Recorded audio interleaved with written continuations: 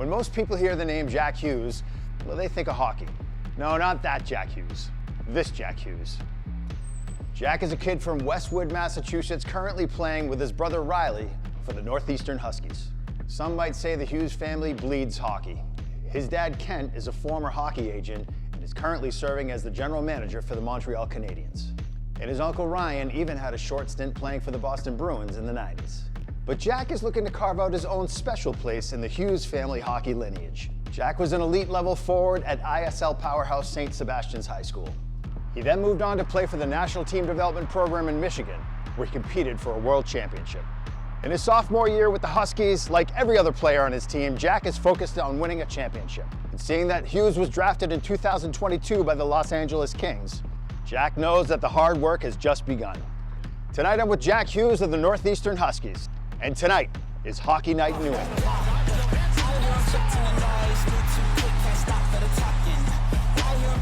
Score! A rebound goal. Jack Hughes has made it 1-0 Northeastern.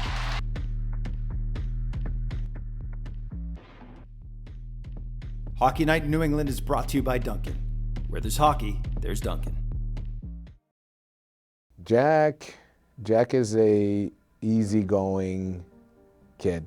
You know, he's fun to have around. Everybody, he's an affectionate guy. He's a happy-go-lucky, fun to have around. He's super social, super warm and caring.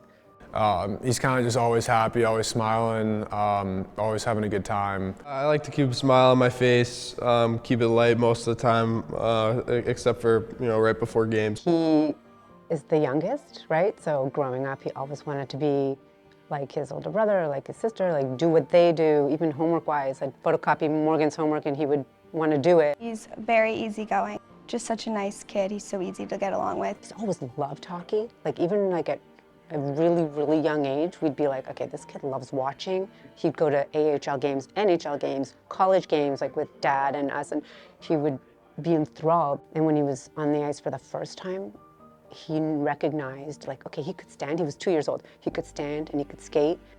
Jack was born with natural hockey talent. He seamlessly made his way up through the youth ranks to play for the Boston Junior Eagles. As a youth hockey player for the Eagles, he was always a stud, putting up 3-4 goals. A hat trick was an everyday game for Jack. He was always hanging out with older kids. Whether it was playing on the outdoor rink or practicing with us growing up. He even played goalie for us sometimes. Like if we needed an extra goalie, he would dress up and just get shelled. So then he started playing with his own age group, and he was used to playing against kids that were 3 years older than him, which at that age was a big difference.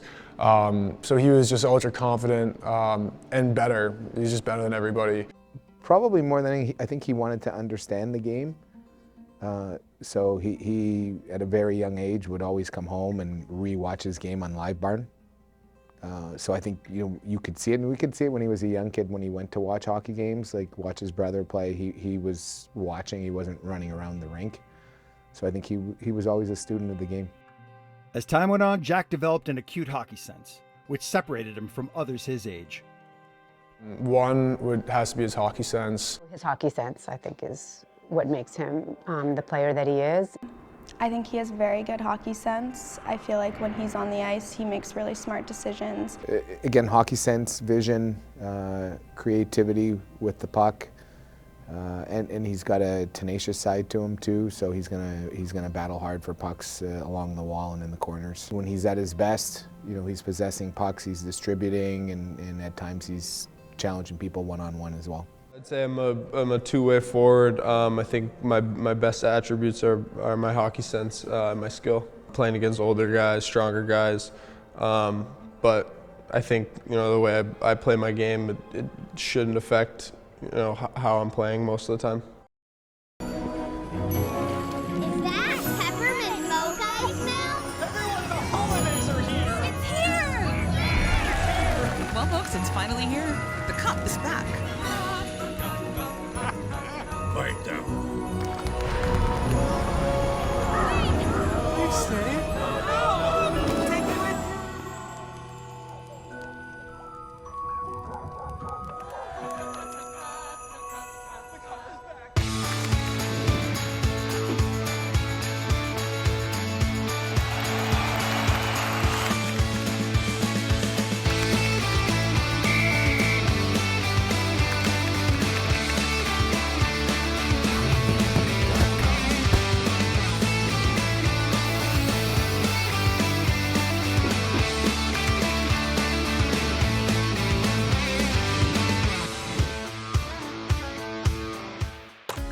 of flooring and design with Central Massachusetts' largest selection of quality flooring products, featuring Mohawk carpet, wood, vinyl, and rugs, including Mohawk Revwood Select with a lifetime all-pet warranty, along with expert installation, repair, and advice from Mara's skilled installers and project specialists.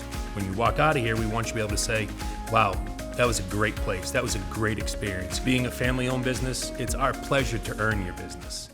Now open, Warrior Ice Arena, the official practice and training center of the Boston Bruins. Our state-of-the-art facility brings the enjoyment of skating to all levels. Interested in learning how to skate or play hockey? Our hands-on staff will get you moving in no time. It's the perfect place for your corporate event, birthday party, or special occasion. Open daily, offering public skating, public hockey, and freestyle. Skate where the pros skate.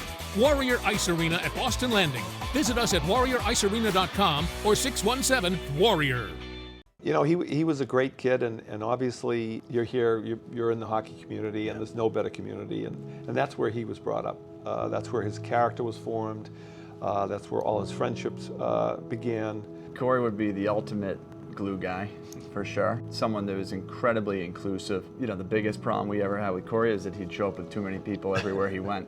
He was at a fundraiser for Pete Frates down in Nantucket, and he had raised more money than anybody else. That's what filled his heart with joy, and as a result, people loved him, and he was always helping people. So Corey still inspires us all. The foundation is called the Corey C. Griffin Foundation, but we call it Corey's Kids now. I think when you get to see these young children and you see their lives improving over the years, and we think that we had a small part in that. You know, Corey didn't get to have a family of his own, would have been a great dad. We consider these kids Corey's kids. The Corey Griffin Foundation is focused on making sure that every child, no matter of background or family situation, has an opportunity to succeed, achieve, and thrive. The Corey C. Griffin Foundation started and really was an extension of the work my brother was doing while he was here with us. We would love for more people to get involved, to come to help these kids, interact with these kids, and be the role model that these kids could use. We're so proud of what we've been able to do in Corey's name, and we know that he is too. We're at Sports Etc. in Arlington, Mass, and I'm with Rich O'Rourke. Good to see you, Rich. Good to see you, Joel. Oh, wow. So this has got to be the lightest stick I have ever held in my hands. This is the Agent from Bauer. This is unbelievable. Yeah, it's this is Bauer's newest limited release stick, you know, following on several other holiday releases, and it's built very similar to the Hyperlight, but it is the lightest. It is the most durable, and it's got the lowest kick point of any stick that Bauer's ever made. I used to joke around thinking these sticks can't get lighter. When you first handed this to me, I was shocked. Right. I mean, this is the lightest stick I've ever held, and the fact that it's durable is that's one of the key parts. So, all right, now we got a goalie stick here, Yeah. the Proto V from Bauer. Right. Tell us a little bit about this stick. Similarly, it's built on the Vapor Last, so it is got the 2-inch shorter handle, the Penta grip, and the rounded toe to make it better for shooting. But what this one adds in addition is they put a bridge in the blade here. Okay. They're using their lightest composite ever.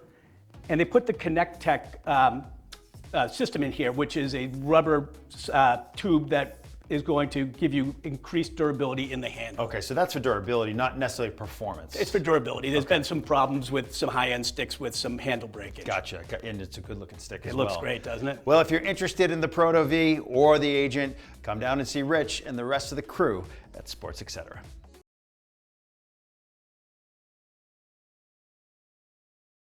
So, Grizz, good to have you, man. Hey, listen, I know your dad, John. It's well known that he's worked for the Bruins for the last 50 plus years. It's the Garden. I'm sorry? It's the Garden. Yeah, TD Garden. It's Celtics too. So, you know, worked for the Bruins for the last 50 years. And I'm just curious, does it ever make you feel uncomfortable that, you know, that's why you probably get the spot on the team? I think it more so has to do with, you know, how good I am at hockey and how hard I've worked my whole life. But yeah, whatever you want to say. Yeah. Come on. Come on. Come on. What is your best memory growing up in Boston or around Charlestown? And I'm not talking hockey related, but just when you think about Charlestown or Boston, best memory. I would have to say playing roller hockey with my friends. I think that's something that brought us together. I lived right next door, so I would wake up every morning and hear the ball hit the fence, and was kind of my cue to put on my skates and head over, and that was kind of our bonding time together and a way to stay out of trouble. So think that helped shape me as a young man. Chris, how do you describe your play on the ice as a player? I'm a bit undersized defenseman, so I try to get involved offensively, but still play responsible on my own end and take a lot of pride in that. You don't mind bragging, do you? Not really, no. Okay. So when you guys are on the road, I know you used to room with Jake DeBrusk. Who are you with now? I'm by myself. Really? What led to that? I think JD might have complained one too many times, but honestly, I think he was the problem. He was the problem. Yeah. So you're not special. You get your own room. I mean, I like to think I am. My mom tells me that all the time. So when you think about your favorite holiday memory as a kid, favorite gift, what was it? I had a Sidney Crosby Sherwood stick, I think when he was still playing juniors. He was that big of a deal. And I used to get sticks growing up, just broken ones cut down from the garden. So that was my first composite stick and something that I'll never forget. You know what they say about Sherwood? No, I don't. Sherwood like a new stick. All right, favorite hockey TV personality? Catherine Tappan. Jack, cut this. Hey man, listen. I ask you that next question next time. It's not Catherine Tappan. Sorry about Joel Idelson. Joelidelsson. Okay. Put down the show. Not bad. Sorry guys. Let's go again. Grizz, this might be an easy one for you. Favorite hockey TV personality? Joe Idelson. Thank you, man. Really? No bias, but yeah. Thank you. Of course. Matty Grizzly.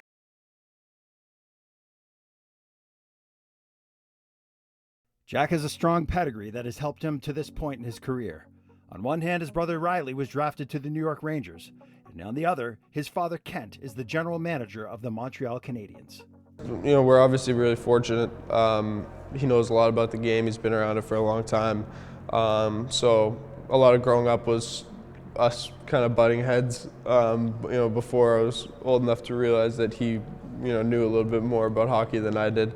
A lot of video work. He'll watch our games, videotape it himself, and pull up clips without us asking. He's just obsessed with the game. He's just a hockey freak, and he can't get away from the game.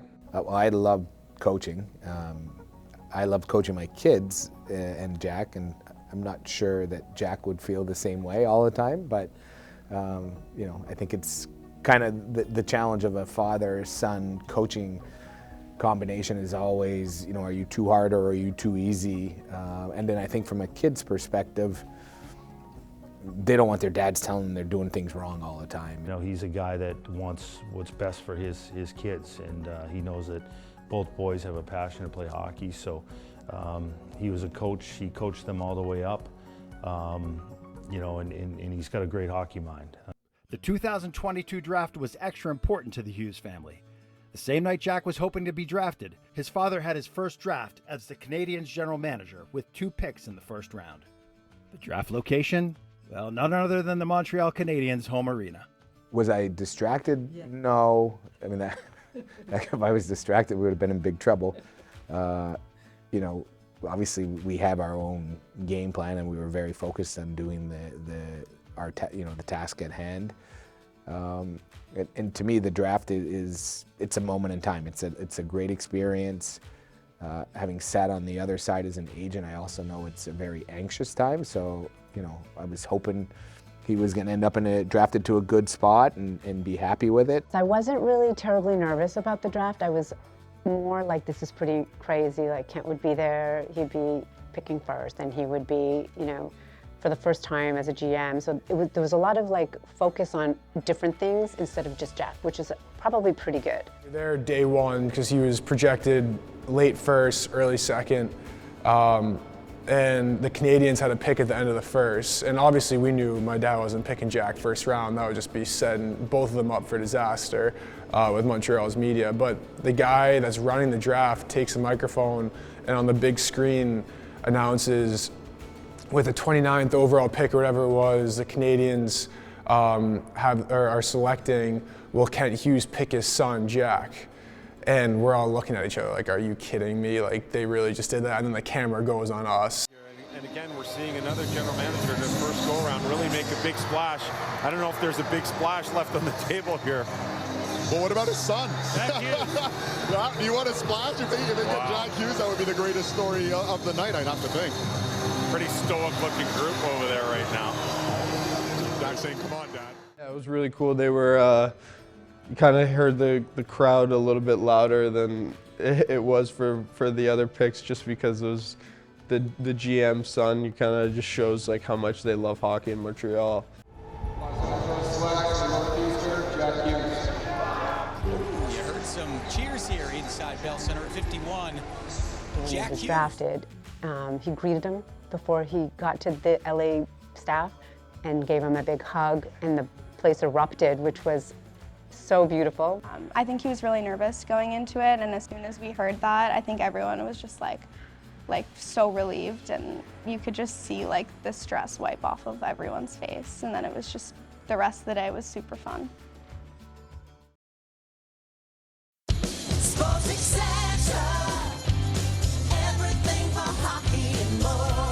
If you're looking for the best selection of everything for hockey and more, then come to Sports Etc. in Arlington, Mass. Since 1980, the experts at Sports Etc. have been properly fitting hockey players from beginners to pros, with trusted brands at great prices. Let the pros at Sports Etc. get you skating in the right direction. Visit Sports Etc. today for all your hockey needs. All right, Josh, you and I both know that one of the most important aspects about being a successful hockey player is skating. Yeah, well, you can never be too good of a skater, and the more powerful and efficient you are, the more energy you're going to have at the end of the game. Okay, so at J Squared Hockey, you guys are all about the treadmill here that we're standing on. Why the treadmill? Yeah, well, it's a great tool because it gives you instant feedback. We're working on body positioning and push direction, and so when you have each stroke, the track's going to tell you if it's a good one or not based on if you're traveling east to west or if you go further back into the track. So it almost highlights your mistakes immediately. You can feel them in real time. Okay. All right, and so why not just go to the ice and do that? Yeah, well, on the ice, there's going to be a lot of people. It's tough to get ice time these days, such a busy area. But here we get to focus on one or a small group of maybe 2 or 3. So you're really going to get to focus in on yourself. And with the video, you're going to get instant feedback not only from the track, but with the delayed captured video, you're going to get to see your shift. And then hopefully what we're talking about and what you're feeling is going to connect. So aside from just skating, you're also working on speed and reaction. How are you doing that here? Yeah, so the treadmill, we work on going faster in a straight line, but there's other ways to gain speed in hockey. And so we have some really cool neurovisual tools that we work on. We have light balls, some programs on the computer, and then of course this awesome Dynavision board where we're working on peripheral vision and reaction time. And so it must be fun and competitive too. Yeah, it's great. We track all the results, and so they're always wondering what their friends got or trying to beat their previous score. So it works really well. Tell the folks a little bit about your background and how you started the shift group. Yeah, absolutely. So I grew up playing hockey. I'm from Marlborough, Mass. originally.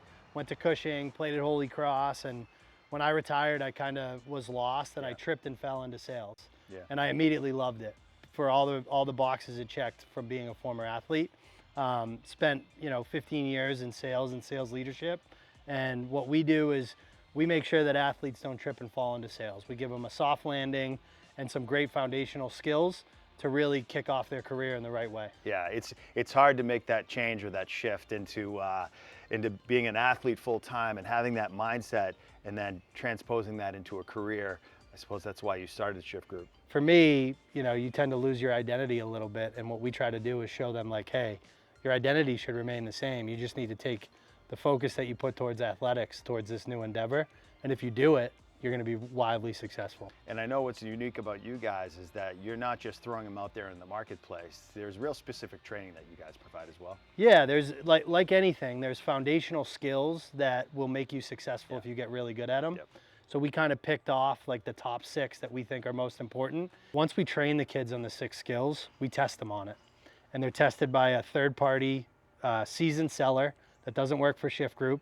They give them grades, and we're launching a leaderboard in the next couple months here, where companies will be able to actually log in, see where candidates stand against their peers, and watch game tape of them doing mock cold calls, doing mock discovery calls, presenting 30, 60, 90s.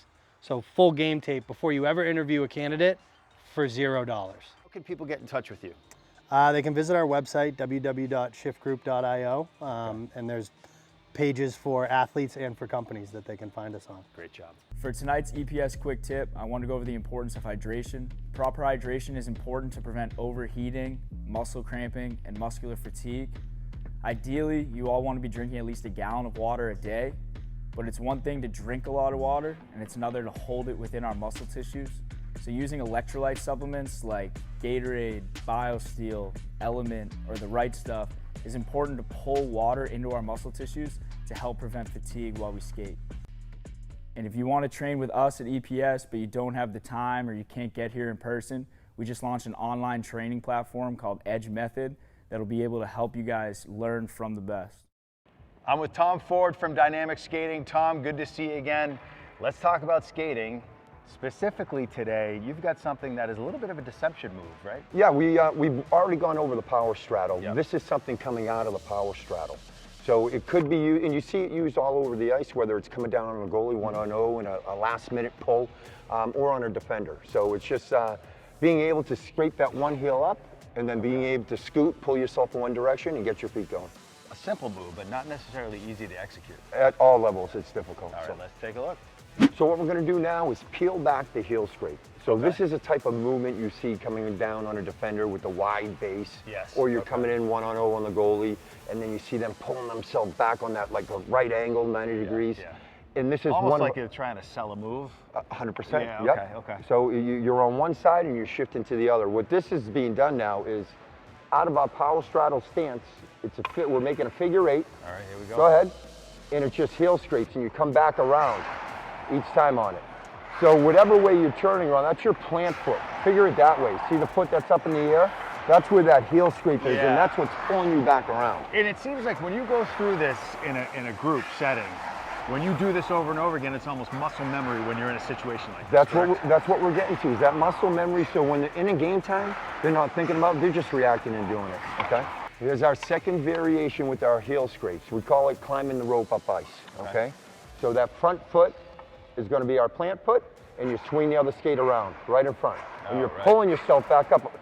Visualize that straight line, what he's doing. He's planting that heel and scraping it. And it's getting him to whip around and come up ice. Here's a third variation with our heel scrape and how we peel things back. And we call it quarter turns, all right, heading up ice. So if you see him come up ice, quarter turn one way, and then right away he's pulling his weight. Deep knee bend. Shoulders stay back because that's where we need the weight on the back third. It's just a slight difference from that last one, but there's clearly a difference. There is. Where the weight is, how far you're getting squared up with the upper half. There's a ton of difference there. So here's I believe it's our fourth variation with our heel scrapes, peeling it back. And this is called our box drill, where you're just coming up on the sticks and you're just going to stay on the outline of the sticks, straddling the sticks between your legs. So you're making a right angle turn right there, pulling yourself right around the stick. He'll come back around, and he'll do the same thing the other way. Watch that inside skate, pulls him around. Where's his weight right now? His weight is, believe it or not, it's distributed on both skates. One skate is being scraped while you're swinging the other skate around. So he's constantly shifting his weight. He is, and the upper body plays a lot into this, where if that's the direction I want to be going in, once I start to square up, my lower half follows it. Gotcha. Okay? So here's another variation, not just only coming on a defender. You see it all the time at different levels coming down on a goalie, where they make that little fake and with that wide base, and they pull themselves on that right angle across when they run out of real estate. And here's what it looks like. If I'm the goalie coming in, and then he just, boom. Go ahead, come down, come in. They get nice and close, wide base, and they pull themselves, bang. All right. So you see that a lot too, all right?